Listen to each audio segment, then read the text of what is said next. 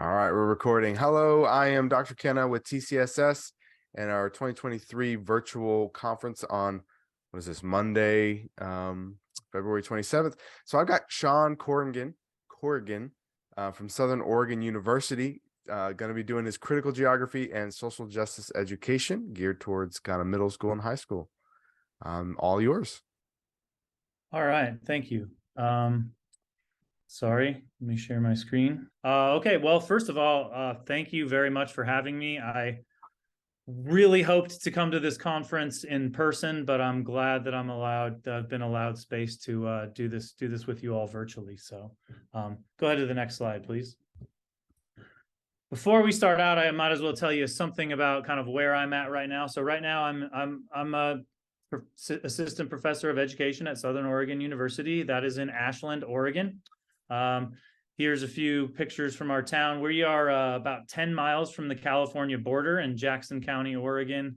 We were most recently in the news because Aaron Rodgers was here for his darkness retreat. Those of you that are football fans might know about his disappearance for a few days into some hippie town in the hills. That was us. So we're a theater town here, though. Our school is known for its theater program, so we have kind of live Shakespeare shows year round. All right, go to the next one, please. And figured I'd give you a shot of our football stadium. I know you all play big boy football in SEC country, but we did win an NAIA national championship about 9 years ago. All right, next slide, please. Okay, so before we get too far in this presentation, I would like to introduce. I'd like to know who's here. So if you all wouldn't mind introducing yourselves, saying, you know, maybe where you're from in Tennessee and kind of what one thing you remember from your K through 12 geography education. I mean, I can start. Again, I've already introduced myself, but I would say what I remember about my geography education was just maps on maps on maps. A lot of states and capitals and map tests and things. And in my geography methods class and during my time as a geography teacher, I did teach social studies for 15 years before doing this. You know, I tried to get away from that as much as possible in my geography class and emphasize the human and critical elements of geography. So that's really the goal of my presentation. So if you're there in the darkness, it'd be awesome for me to hear from you. All right, so how about can you hear Thanks, me? Lauren. I can't. There I am. Yeah, I guess you can, because I got the screen going. I can't see if I'm sharing my video or stuff. Oh, okay. I'll read some of these. You can see them. We got someone from Chattanooga, Tennessee. She said just pretty much memorization. We've got near someone, Laverne, Tennessee, near Nashville. 5th grade teacher or 5th year in teaching. Johnson City, love geography teachers. Lots of ways to incorporate human/personal elements. Teach 4th grade history, geography, science. So take that back. we do Christmas around the world. Ellen Johnson, Murfreesboro, maps also. We got Knoxville, Tennessee. Says I don't remember much. Lots of textbook, but I liked my teacher. Chattanooga, Tennessee, another one. I had to memorize and label all the countries in Mississippi at some point. Trying to memorize the names and locations of all the counties in Tennessee. Someone from Memphis, lots of maps and capitals. We learned a good deal about the grand divisions of Tennessee, and I now teach AP Human Geo, among other things. And that's, oh, there's one more. Knoxville, Tennessee State Reports. I think that's the last one. Cool. All right.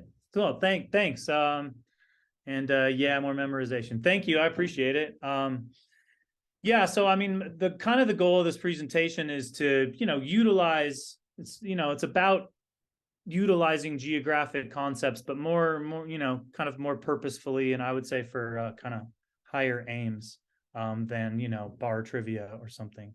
So yeah, during this session, please feel free to speak up. Don't feel like you're interrupting me if you turn your mic on and want to say something. Same goes for the chat. So yeah, the goal here again is just to kind of connect geographic concepts. And you will do a short activity. You'll end up making one slide at the end of all this. Okay, next slide, please. So when the inspiration for this presentation kind of comes from this, actually this image that came through on my Twitter feed right after I saw the advertisement for this conference. I saw this, and it kind of got me thinking about geography and all the different ways we can utilize it to think about a lot of different dimensions in society, history, etc. So I think this kind of speaks for itself. But you know, take a look at this. I think it's really interesting to see how, you know, coastline a long time ago affected the 2020 election and a lot of things in between. So as far as the definition, I wanted to give you one, but the basic idea is just to use geographic concepts to kind of demonstrate, to illuminate and challenge issues of inequality. You know, the goal of that is to, you know, hopefully create citizens that are able to, you know, promote social justice, center that in their lives and in their thinking, which I believe is a major goal of the social studies. Next, please. So I'll start out with one of the better known, I would say, kind of concepts in critical geography, and that's redlining and housing discrimination. So I have a brief video from the Netflix Explained series that I'd like to show you. It's about 4 minutes long, but basically what you get here is an overview of redlining and how it worked.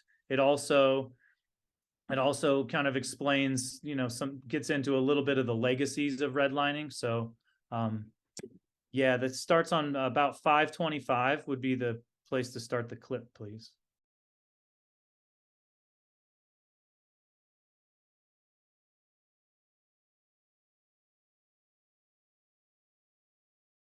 Thanks. So, and just to show you, if you go to the next slide, please, you can see I couldn't find one in Nashville. I know that's closer to where this conference is, but you can see an old redlining map of Memphis.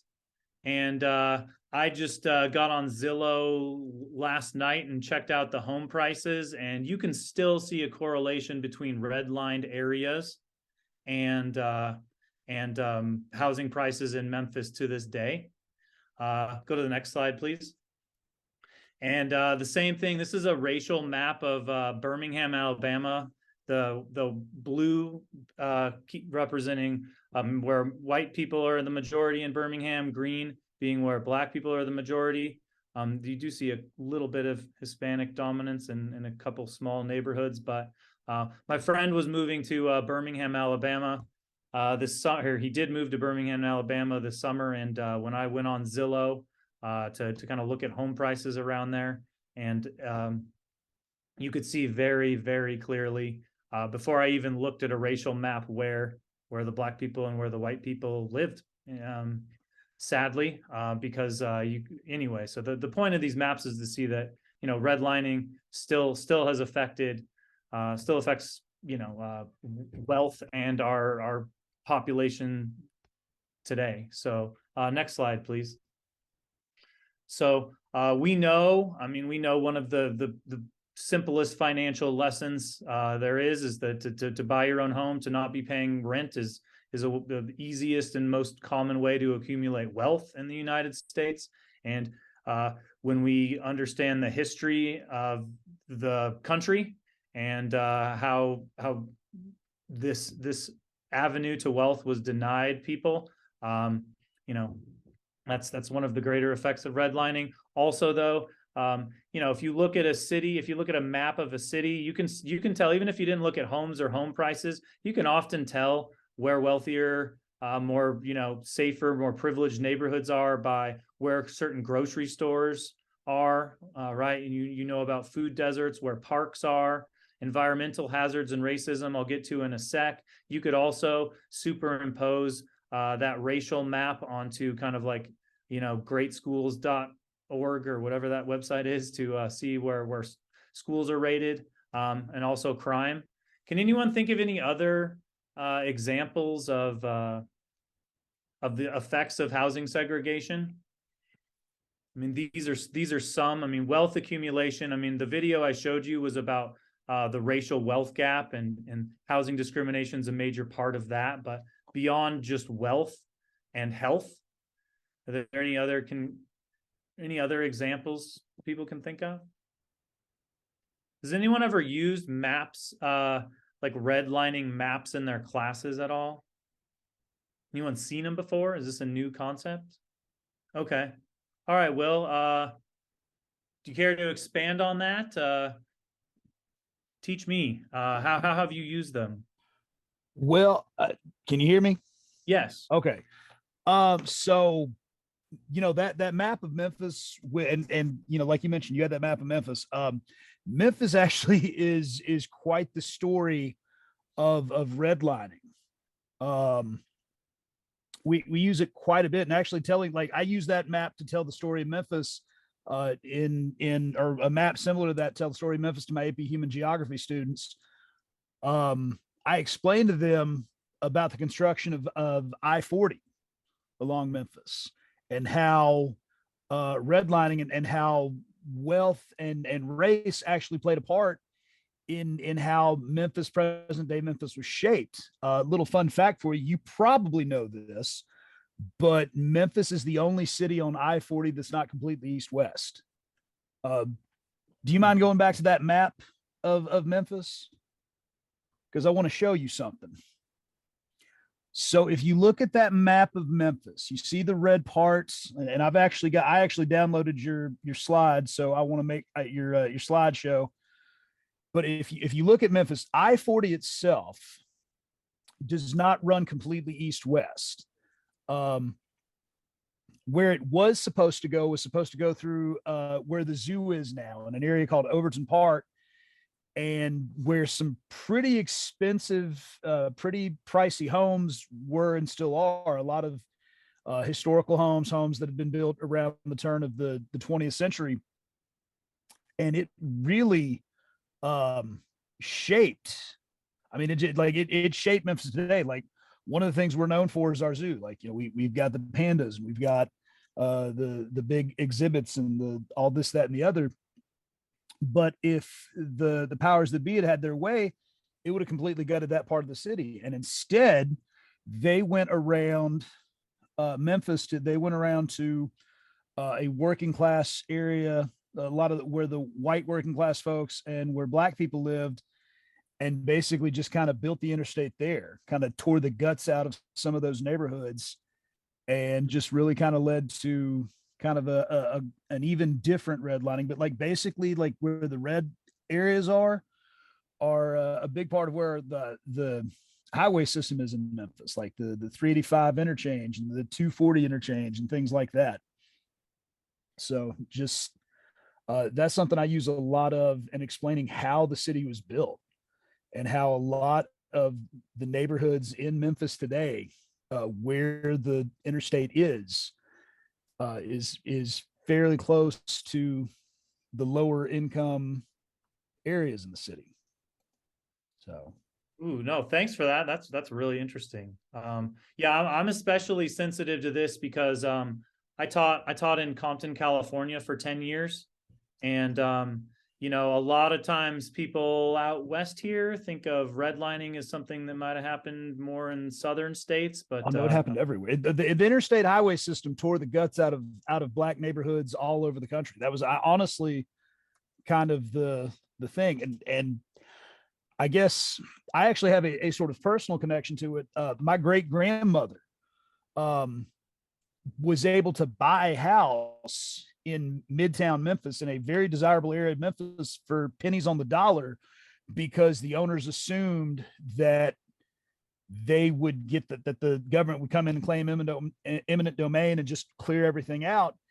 And her boss, she worked as a buyer at a store called Youngtown. It's kind of a cross between a kid's clothing store and KB Toys. Told her it's not going anywhere, buy the house. And she was able to buy it, and it did a world of good for my family. Like, it was a game changer for my family. Yeah, well, no, I mean, and like that woman in the video said, there's lots of stories like that. Somehow somebody got their foothold on the property ladder and has climbed it ever since, and created generational wealth from that type of move, while others were denied it, right? So yeah, thanks a lot for that. Because yeah, I mentioned if you look at a map of Los Angeles and look where Compton, California is, you can see it's boxed in by 4 freeways, one on each side there.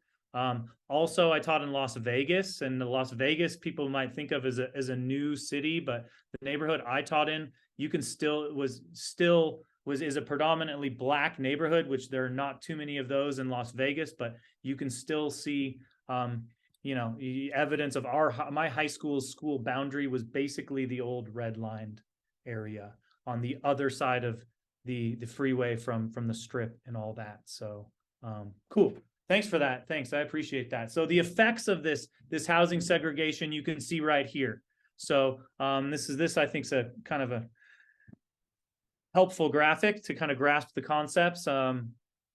You can see well, speaks for itself, but once people are segregated, those with less political and other power, you know, dump on them, from everything from contaminated water and soil. If you go to the next slide, you can see pollution exposure, where white Americans are around less pollution than average, and Black and Latinx Americans are around much more. And an especially pronounced example is in Louisiana, kind of the stretch of the Mississippi between Baton Rouge and New Orleans. There are a lot of, you know, chemical plants that are primarily around low income and Black or Black neighborhoods. And if you look on the right side, you can see the neoprene plant, where the risk of getting cancer in Laplace, Louisiana is 47 times higher than the rest of the United States. So just lots of examples here of how once housing, you know, was you know, like kind of the continued effects of housing discrimination and how this all works. I'm sure if you think about your towns, you could probably, I mean, I'm willing to bet that the higher risk areas of your city, or areas where there's more waste plants, dumps, etc., are lower income neighborhoods. Also right there, there is a Tennessee example. This I didn't. You could click it to show. It goes to a study done like 15 years ago now about Tennessee, and it's a pretty open and shut case of environmental racism in a town. It looks like, I mean, I wasn't familiar with it, but it looks just not too far west of Nashville. And yeah, that could be possible reading for you. But yeah, long story short on that study is that they found that in a town that was about 5% Black, 95% white, they found that pretty much all the chemical waste was dumped in the small area where there were Black residents. So anyway, next, please.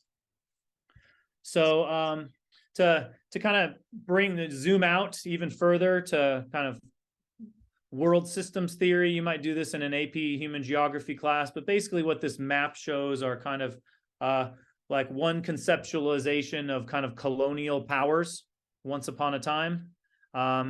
And you can see in blue, you have the wealthier countries, mostly in North America, Western Europe. You do have Japan and Australia, though, also. Next, please. And really what this is about on a global scale, I mean, obviously, this is a quick presentation. I'm not going to, you know, I can't give you can't do colonialism in a half hour, but you can see that there's a definite correlation between the wealthier colonial powers and quality of education, strength of economy, government stability, etc. So next, please. One way that manifests is in their relationship to world hunger, and which you can see right here. Another good example for me is about energy consumption. If you were to go back to that core periphery map, either one of them, you can see those countries in blue consume much more energy than they produce. We know this, of course, about our own. And those countries in pink produce much more energy than they consume. So you'll have, you know, countries that produce much more energy than we do have you know, issues, power outages, etc., where we don't. So that's kind of a colonial perspective on that. So let's keep it going. Okay, so other ways to kind of map inequality. You can see here, you can see a map of the United States that, I'm sorry, this is blocking me. You can see a map of the United States that shows kind of the gender pay gap between men and women. Next, please.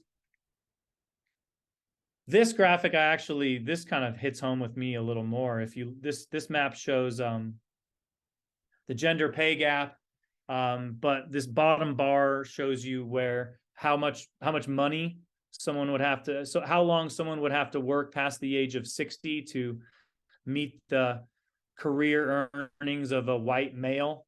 So you could see a Latina, you know, would have to work until she's 95 and a half years old to reach the career earnings that a white male would achieve by age 60. You can also see geographically where these pay gaps tend to exist. Next, please. And for me, I mean, this is a pretty kind of shocking map to me. I mean, this shows kind of, you know, you can see the title. It shows kind of upward mobility, opportunities for upward mobility in the United States. And you can see where those opportunities do and do not exist. Yeah, there's a lot going on there, but I do think that shows you. Yeah, and here's a different map. I'm Irish, so I'm often thinking of Ireland when I make my international comparisons. And you can see this dynamic is in no way specific to the United States. You can see this is a map of Ireland that shows the availability of services per capita. And you can see on the right the list of services that they use in this study to make for this measurement. But you can see, yeah, you can see kind of the supply of services for, you know, for people. I mean, I don't know if you know much about the geography of Ireland, but on the right side, those red areas are kind of like outside of Dublin, especially those top 3 of those 4 red areas. Those are kind of suburban areas, the less desirable kind of parts of Dublin. The inner city in Dublin anyway is a desirable, wealthy place to live. So services are better there than on the outside. Okay, I wanted to tie these to Tennessee social studies standards. I mean, one thing I care about and what I do is I really try to help and empower, encourage social studies teachers to kind of keep social justice in their mind, in their practice. So I've connected what I've laid out for you here to Tennessee social studies standards, because you know, I know we live in a politically contentious time, and some social studies teachers, particularly at the, you know, well, at it, yeah, are kind of scared, you know, to kind of talk about racism, inequality, etc. But you know, you can connect everything that I've shown you here to Tennessee state standards. So if that helps you justify your lessons, yeah, please do. But you know, I have an African American history standard, an economics standard, a sociology standard, a U.S. history standard, a world geography standard. So you can see that, you know, critical geography has a place across the spectrum of the social studies. So anyway, yeah, I don't know about SB 423, but I know that, boy, almost half the states in the United States have legislation regarding quote controversial issues, right? So I'll look that up. Thanks, Will. Next slide, please. Okay, so your turn. I'd like to give you, I don't want to rush you, 10 minutes, 10 minutes maybe, to search for an example of a geographic representation of inequality. And I would like us to share. So maybe Dr. Kenna, well, when by the time when this is over, you could make everyone a presenter so we could all just share really quickly. I'd like to see what you come up with. When I've done this activity in the past, I've had people find some really interesting kind of perspectives, that are illustrated through geography. The last time I did this, I couldn't re-find it, unfortunately, but someone found a map of, this was Phoenix, Arizona, showing where lotto and lottery tickets are sold. And you might know, or maybe be able to figure out that, it's low-income communities and communities of color where there are more lottery tickets and lotto tickets sold, and where those kind of outlets are. So, that was an interesting one. So take 10 minutes. We're not in a hurry. Take 10 minutes to find and make just one slide. Sorry to make you do something at the end of the last session, but I think this would be worth our time. So we'll reconvene at quarter till. So 8 minutes is what I show.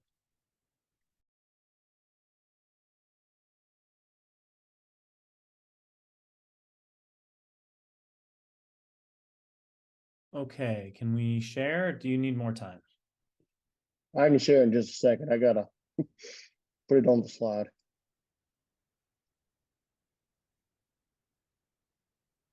I'm gonna try to make everyone like a co-host. So give me a moment for that. Okay.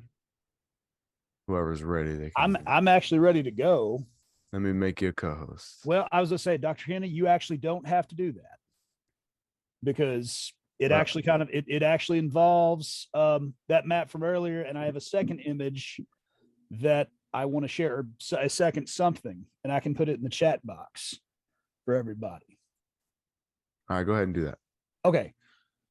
So if you can pull that red line map of Memphis back up. Hold on. No worries. I just figured that way you don't have to, because I didn't quite have it on a screen, but I was like, oh, this is perfect. This is this would be, I think, kind of perfect. All right, I've got it up. All right, so just click on that Google Maps image, and it should pop up. Or click on the Google Maps link. You need me to share that on the screen? Yeah, yes, please. Yeah, go ahead and share. Yeah, go ahead and share that on the screen. I can only share one thing at a time. Oh, gotcha. My bad. There we go. But I figured it would call us back. So, well, did it not? Okay. So, well, dang it. I thought it had shared what I wanted it to share. Apparently it didn't share what I needed to share. So my bad. Okay, come back to me, because apparently I'm the Hot Mess Express, because what I wanted to share didn't share. Hang on. Does anyone have something else? Well, I was gonna say the one he pulled up. If you look at the red line, you can follow 40. Like you said, it went up. You can kind of see how that went. Yeah, I can. You couldn't share beside either one of them. If you look back, I went back and forth, and you can see. Oh, I mean, sorry, it moves a little quick. Yeah, this is 40, and it officially ends here, and it goes up and around. Yeah, like I Overton said, Park is right here, so it looks, the yellow line makes you think 40 goes here, but that's not. I think that's what, Sam Cooper. That's Sam Cooper Boulevard. That, like I said, literally that was where and it ends 40 right was supposed here. to, and it ends right there at the park, at the zoo, at Overton Park, at the zoo. Yeah, and then it continues around. What I was gonna share was a map that showed all the payday loan places. I was trying to do that too. Yeah.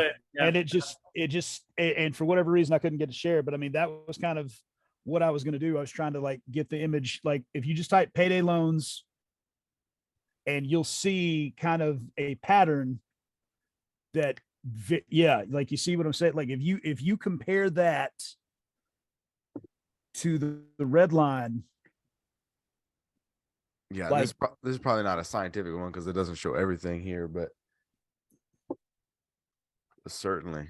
No, it's pretty. And I know that this actually went to the Supreme Court to stop it from coming through. Yeah. 1972. They decided on. I was gonna say, no, like I said, that's my grandmother. Like I said, my great grandmother bought that house like if you look at that map where the green space is, probably like a couple of blocks up. Like if you go deep in there, North of Rhodes College. no, no, just south of Rhodes. Like Okay. if you follow Parkway, like if you follow Parkway, Is that you this see, parkway here? yeah, you see where Evergreen is. You see where the Evergreen neighborhood is. Yeah, right here. Yep, that's where she bought on Forest. So like she bought, yeah, right over there. Because if the original pattern of 40 literally would have gone straight through there, Yeah. would have gone straight through that middle right there. Sorry. No, it's like I said, that's I mean, yeah, that's over where Rhodes College is, and the what they call the Evergreen Valentine neighborhood. Just really kind of their advocacy really changed the shape of Memphis. Yeah. Just really made it a whole. And so, like I said, today you can see where the interstate goes in Memphis and where the red lines were, and sort of a predominance of payday loan places. Now, don't get it twisted. Like you look in neighborhoods that are considered quote unquote white in Memphis, there are still a few payday loan places, but not to the extent that you would in the quote unquote black neighborhoods. So Right. even today. You guys mentioned the redlining, and there is, I don't know if you heard, the University of Richmond, they have a mapping inequalities. So it's their DSLR or dsl.richmond.edu. It's their panorama thing. They have a whole bunch of stuff, but they specifically have one about redlining called mapping inequalities. So if I go to the main one, they have maps of all these cities. Sean, you mentioned you were from Compton, so I'm sure there's look at all the red here in the Los Angeles area. Yep. Well, I'm from Denver, and Denver has a solid. You can look the Denver map still. You can see what percentage of red is in the city. Yep. And I'm here in Knoxville, and so we have all of our red. Not every city has this, but we can click on certain neighborhoods, and it tells you a little bit more about the descriptions of that neighborhood, and things about nature that happened. It's kind of interesting. Again, not everyone does that. Like the Memphis one didn't do that. Like Birmingham, you mentioned Birmingham has a lot of red in Birmingham, and it's clickable, and all that kind of stuff. And then there's another one that's kind of a sister one to mapping inequality. It's called renewing, something or other, but it shows the population that had to get relocated as a result of the interstate coming through. So. But yeah, that's a cool little I've seen that. Here's the America. Okay. They got all these other maps here if you guys are looking for maps. Yeah, I mean, there's what I would Here it is. Renewing inequality. That's what it's called. Anyways, go ahead. Oh no. I mean one of the more obvious maps that I should have in this presentation would be Native American reservations. So there's a whole nother layer to all this too. Let's see what Taylor found. I don't have too much time yet left, so let's see. Taylor's link here. Oh, okay. Oh yeah, minimum wage. Cool. Yeah. Let's see. I'll see if I can share it, Taylor, here. So this is the link here, right? Yeah, if you scroll down, I think I see the map she was looking for. So Karen, you asked the question, how far back do the resources go? You talking about the Richmond one? Sorry, yes, the Richmond one. Yeah, I mean, no, it looks like just what they have there. That's all I see. So I only see the 2, 4, 6, 8, 10 maps right there is all that I see.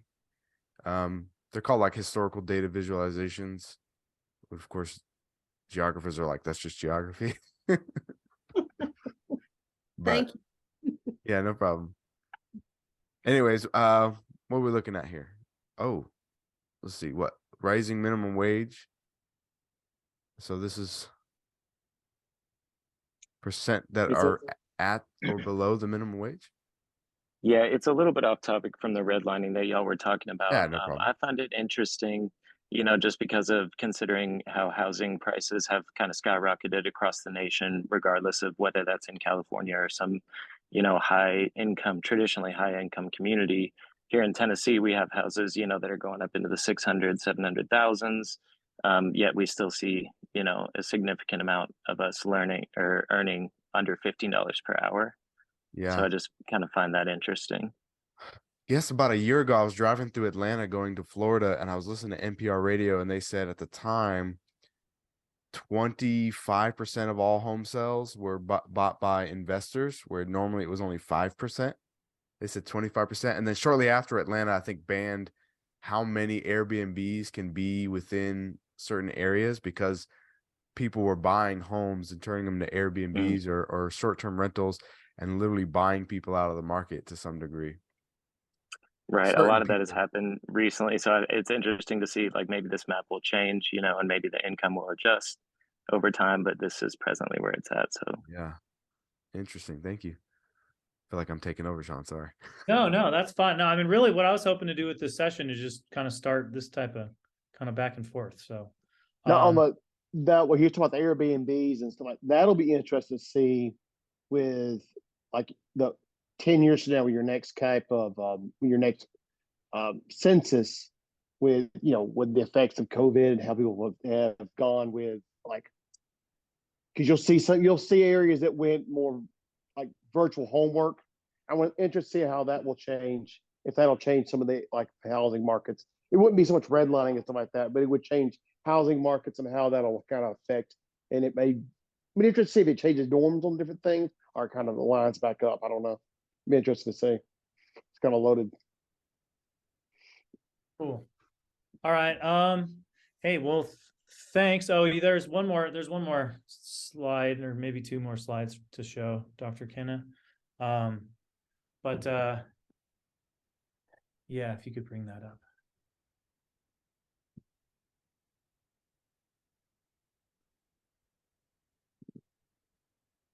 There you go. Oh yeah. So I had a student suggest that I show this.